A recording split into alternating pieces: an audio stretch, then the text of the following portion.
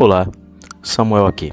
Se você está chegando agora, bem-vindo. Nos vídeos introdutórios eu expliquei o propósito desse canal, que é estudar a Bíblia por conta própria para o meu próprio crescimento e para quem, como eu, não quer mais seguir pastores cegamente.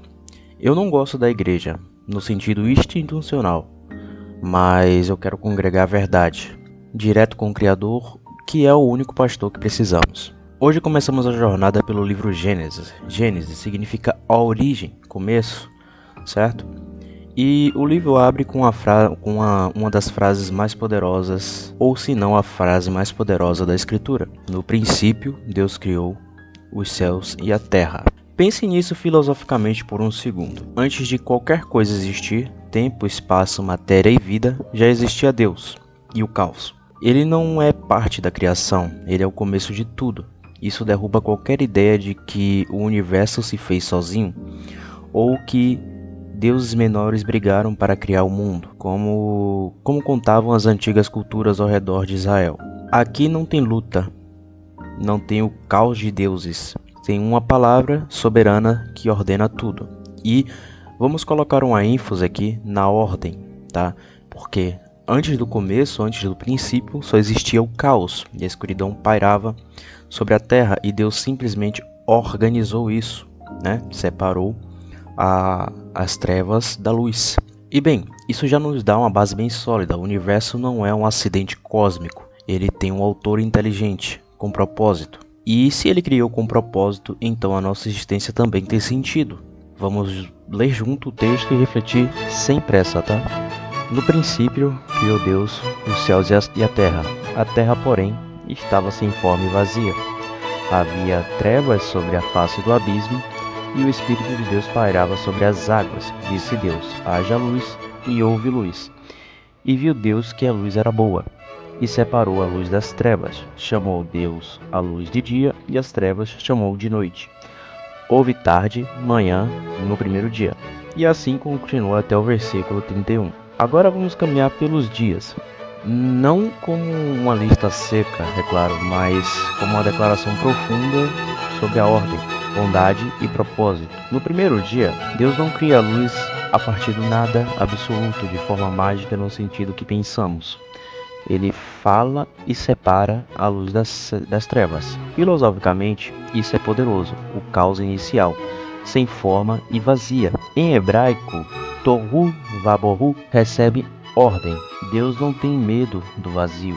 Ele o enche de sentido. Quantas vezes na nossa vida tudo parece sem forma e vazio? A mesma palavra que disse haja luz pode trazer clareza para o nosso caos de hoje. Dia 2.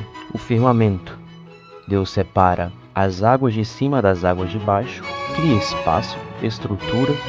Deus não deixa tudo misturado, ele estabelece limites. Isso nos ensina que ordem não é prisão, é liberdade verdadeira. Sem limites, vira confusão. No terceiro dia, ele criou terra seca, mares e vegetação. E agora a terra ganha forma, surgem continentes, oceanos, plantas que já produzem sementes segundo a sua espécie.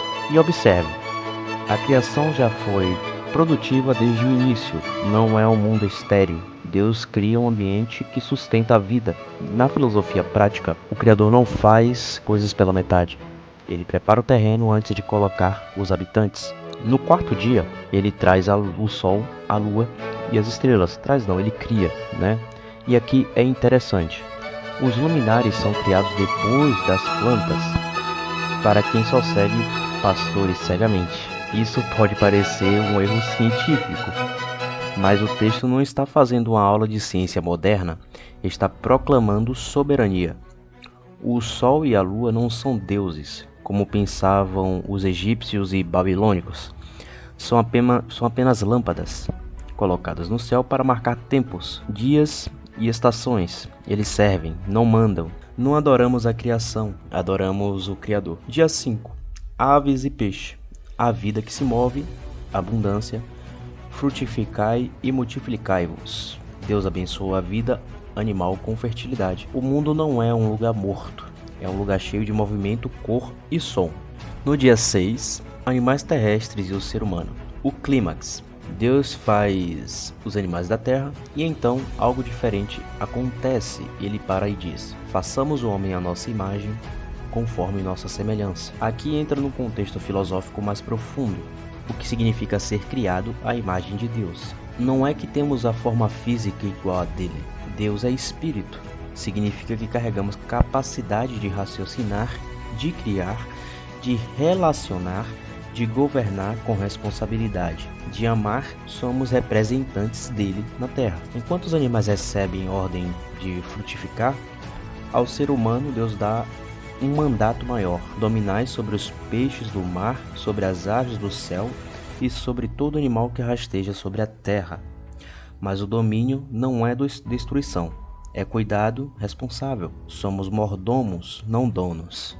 E Deus termina dizendo: e viu Deus tudo quanto fizera, e eis que era muito bom. Não apenas bom, mas sim muito bom. O mundo saindo das mãos do Criador era harmonioso, belo, funcional. O mal não faz parte da criação original, o mal entra depois, pela escolha humana, mas isso é para os próximos capítulos. Agora vamos lá, vamos pensar um pouco aqui. Então pare e pense. Se Deus criou tudo com ordem, propósito e bondade, por que tantas vezes vivemos no caos? Por que esquecemos quem é o pastor? Seguimos vozes humanas que distorcem, que controlam, que vendem fórmulas. Mas aqui, no começo da Bíblia, está o convite: volte ao princípio. Conheça o Criador diretamente pela sua palavra. Se a imagem de Deus significa que você não precisa de intermediários para ter dignidade, sua vida não tem valor porque Ele soprou propósito em você. E o mesmo Espírito que pairava sobre as águas no começo pode pairar sobre o seu coração hoje, trazendo uma ordem ao seu torro-vaborro particular. No 7º dia, que temos logo no começo do capítulo 2, Deus descansou. Não porque estava cansado, mas para nos ensinar o ritmo. Trabalho, mais descanso, mais contemplação. Um dia para lembrar que não somos máquinas, somos criaturas dependentes de um Deus bom. E bem, galera, esse foi o primeiro passo em Gênesis.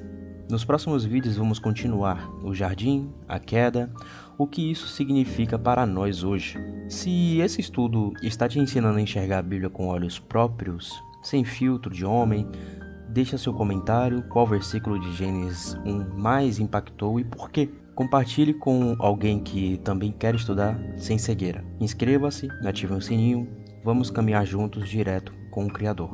Que o Senhor, nosso pastor, ilumine a sua mente e coração. Até o próximo vídeo.